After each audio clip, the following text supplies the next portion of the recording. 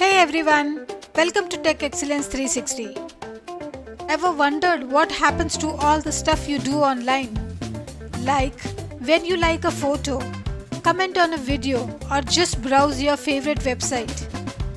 Well, it leaves a little trace, kind of a footprint in the digital world. Imagine the internet is a big city. Every time you go online, you're walking around and leaving little breadcrumbs. These breadcrumbs are information about you. They could be anything from your likes and comments to the website you visit. Over time, these breadcrumbs build up and create a picture of you. That is your digital footprint. Now, your digital footprint isn't all bad news. It can actually be a great thing.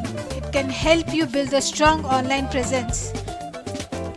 Connect with people who share your interests and even land you a job. For example, a potential employer might check out your social media to see if you are a good fit for their company. But there is a flip side to this digital coin. It is really hard to erase it completely. A careless post or photo could come back to haunt you.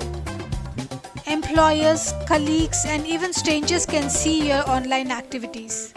And remember, not everything you share online is private, even if you think it is.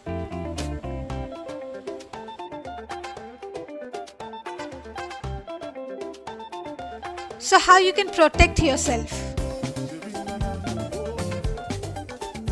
Well, it starts with being mindful of what you share.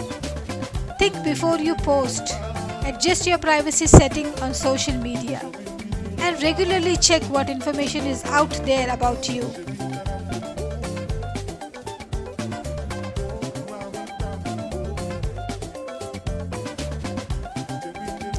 Now it is important to be mindful of your digital footprint.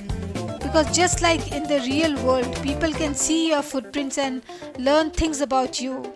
So be careful about what kind of information you share online.